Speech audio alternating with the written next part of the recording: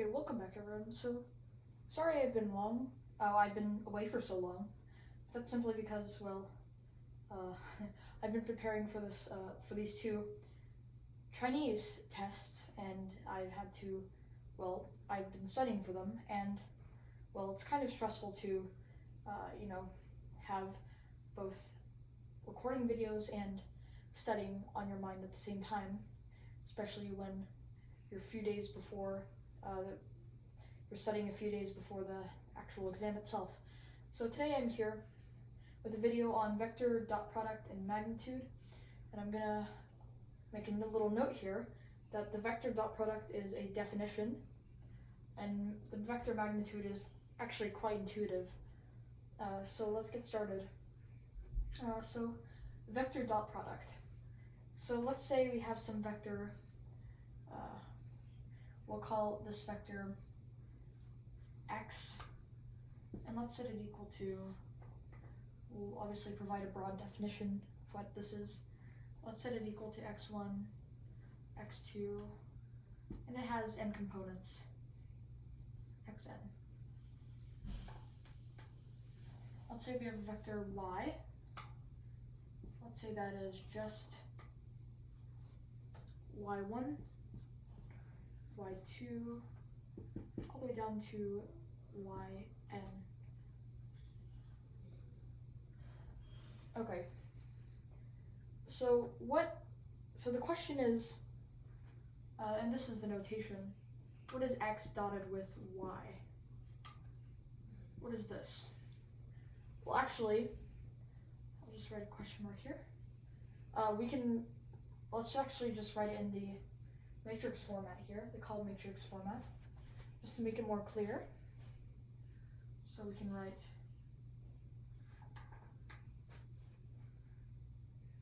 x1, x2, all the way to xn, dotted with y1, y2, all the way to yn,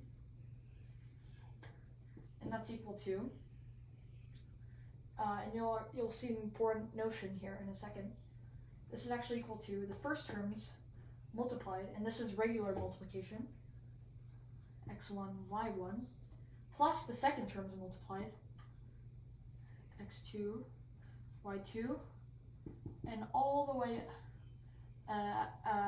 so on, and just go on like this forever, or depending on how many components you have in both vectors, that goes on for till xn, yn. So the important notion here that you need to understand is that you convert two vectors, or technically you convert vectors, because you could dot any number of vectors,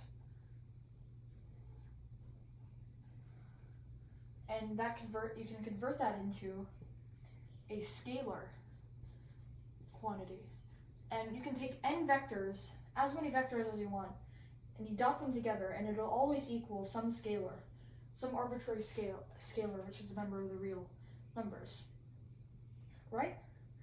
So that's pretty interesting, right? It's kind of cool how if you dot two vectors, you get a non-vector on the outside, or a scaling number, which is like 1, 2, 3, pi, e, those numbers. Okay. So now, we can actually, I guess we can just do an example. So let's say we have two three-dimensional vectors, -3, 4, 6, and let's say we want to dot that with 5, -1, 4. That's just equal to, -3 times 5, that's just -15, plus -4, -1 times 4, I'm thinking ahead, plus -4, plus 4 times 6, which is 24.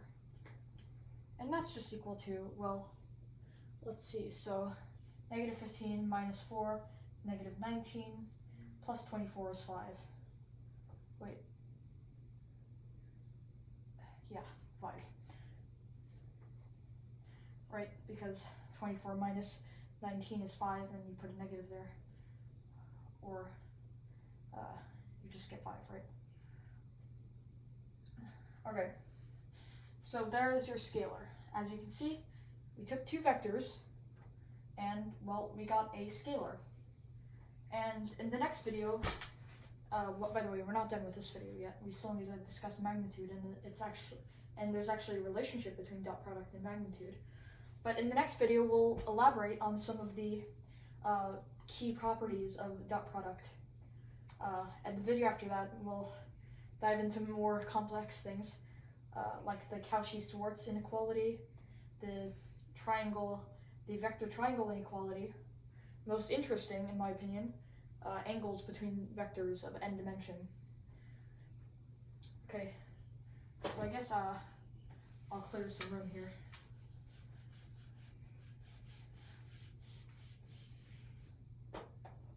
Okay, so what is vector magnitude defined as?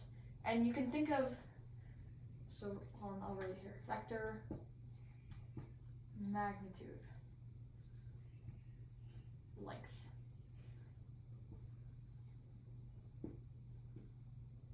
So first let's try to fathom what magnitude is. It's just length, right? So you can take a vector of any number of components, and you can look at those components, and and basically what magnitude does is it disregards, it takes a vector and turns into a scalar value, and it spits out the length of that vector, right? So if we use x, for example, and it's denoted by these two lines, the outside here, magnitude of x, and this only applies to vectors, is equal to the principal root, obviously because we can't have a negative length, of, and this is just the Pythagorean theorem, of x1 squared plus x2 squared all the way to plus xn squared, right? That's just the Pythagorean theorem, because let's visualize one in 2 dimensions. If we have some vector z equal to, let's say 6, 2, let's see, so we can graph that. 1, 2, 3, 4, 5, 6, and 2. So that's our vector z. And what the magnitude does is it disregards the position. It just, like I said, disregards the position of that vector, or, the direction of the vector, and just considers the magnitude. So just the length of this. And you can instantly use the distance formula, or the Pythagorean theorem. You go from, if it's in standard position, go from 0, 0 to, well, the x coordinate, and then so you can see that the rate of change here is just going to be, or well, it goes 2 in the x, and oh, I messed this up, sorry. Yeah, I'm going to cheat a little bit here. We'll just switch it up to 2, 6, because obviously I accidentally swapped it out, right? So it goes 2 in the x direction, and 6 in the y direction. And to find the length, you just do, well, if we call this distance, I don't know, y, to find, well, call it c, and to find that, we just use the Pythagorean theorem. We just use 4 plus 16, which is 20, equals c squared, right? So c equals square root of 20, right? And that's your length. So that's just a basic example. And that's the same thing going on here. For example, if we plug in This is a 2D vector. If we plug in 2 and 6, we just get 4, 2 squared, plus, oh, I got that wrong actually. Since this is 6 actually, it's 36 plus 4, which is 40 squared. And you could simplify that by, it's actually just 2 times 10 squared, times square root of 10, 2 times square root of 10. 2 square root of 10. Okay. Yeah, sorry about that. Because, right, 36 squared is 36 plus 4. It's square root of 40. Okay. So, obviously, if we put that in, then we just get 4 plus 36. That's equal to 2 square root of 10. Okay. So, obviously, we see that that works. So now, let's try to find a relationship. Let's see if there's actually a relationship between vector dot product and magnitude. Spoiler alert, there is. So let's consider, let's say we have our vector y now, just to change things up a bit.